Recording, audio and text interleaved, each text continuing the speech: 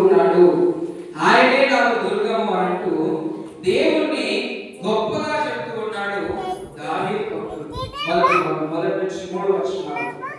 తరువాత తనకు వచ్చినటువంటి శ్రమలో దేవుని యొక్క సహాయాన్ని కోరుకుంటూ ఉన్నాడు. 4 నుంచి 6 వచనాలని మనం చూస్తే దేవునికి మొరపెట్టి, ప్రభువా నాకు సహాయం చేయండి, నేను శ్రమలో ఉన్నాను, నేను ఇబ్బందుల్లో ఉన్నాను, నాకు సహాయం చేయండి అని దావీదు భక్తుడు 4 నుంచి 6 వచనాల్లో ప్రార్థన చేస్తూ ఉన్నాడు.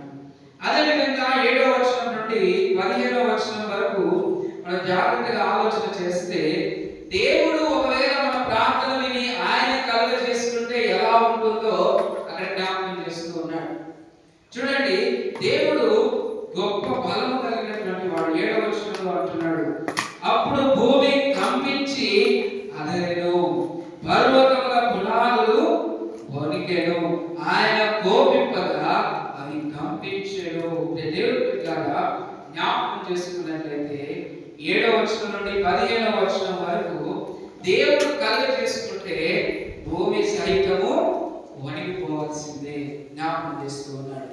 తర్వాత దేవుడు కలుగ చేసుకుని 16వ వచనం నుండి 19వ వచనం వరకు మనం చూస్తే ఎలా దేవుడు కాపాడాడో అక్కడ జ్ఞాపకం చేస్తున్నాడు దావీదు భక్తుడు. చూడండి, 16వ వచనం, ఉన్నత స్థలం నుండి చేయి చాపి ఆయన నన్ను పట్టుకొనెను, నన్ను పట్టుకొని మహా జలరాశుల నుండి తీసేసెను. దేవుడి జ్ఞాపకం చేస్తున్నది, దేవుడి హస్తము తోడుగా ఉంటే మనం నశించే పరిస్థితుల్లో ఉన్న ఆయన కాపాడుతాడు. మంచి ఉదాహరణ, పేతురు భక్తుడు నీళ్ళ మీద నడుస్తూ ఉన్నప్పుడు ప్రభువా నేను మునిగిపోతున్నాను ఒక మాట చెప్పగానే ఆయన చేయి అందించుకొని రక్షించాడు.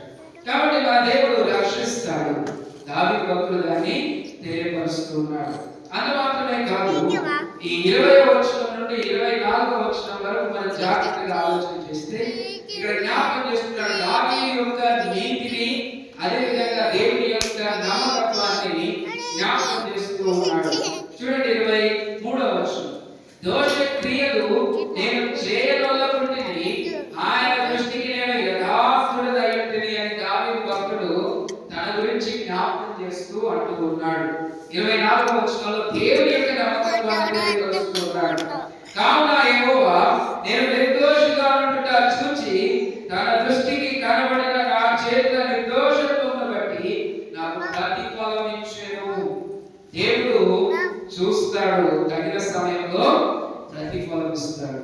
అదేవిధంగా 25వ వచనం నుండి 30వ వచనం వరకు మనం చూస్తే దేవుని యొక్క వ్యక్తిత్వము, అదేవిధంగా న్యాయ విధానం మనకి కనబడుతుంది. చూడండి, 25వ వచనం నుండి 30వ వచనం వరకు మనం చూస్తే దయగల వారి ఎడల నీవు దయ చూపించుదువు, యథార్థవంతుల ఎడల యథార్థవంతుడుగా ఉండువు, సద్భావము గల వారి ఎడల నీవు సద్భావము చూపుదువు, మూర్ఖుల ఎడల నువ్వు వికటముగా ఉండువు. దేవుని న్యాయమైనటువంటి తీర్పు ఎవరి పట్ల ఎలా ఉండాలో దేవుడికి తెలుసు. దేవుడు ఎవరి పట్ల ఎలా ఉంటాడంటున్నాడు, దయగల వారి ఎడల దయగల వారిగా ఉంటా అంటున్నాడు, యథార్థవంతుల ఎడల యథార్థవంతునిగా ఉంటా అంటున్నాడు, మూర్ఖులు లేదా గర్విష్ఠుల ఎడల ఆయన ఎలా ఉంటున్నాడంటే వికటముగా ఉంటానని జ్ఞాపకం చేసుకున్నాడు. కాబట్టి మన దేవుడి యొక్క క్యారెక్టర్ లేదా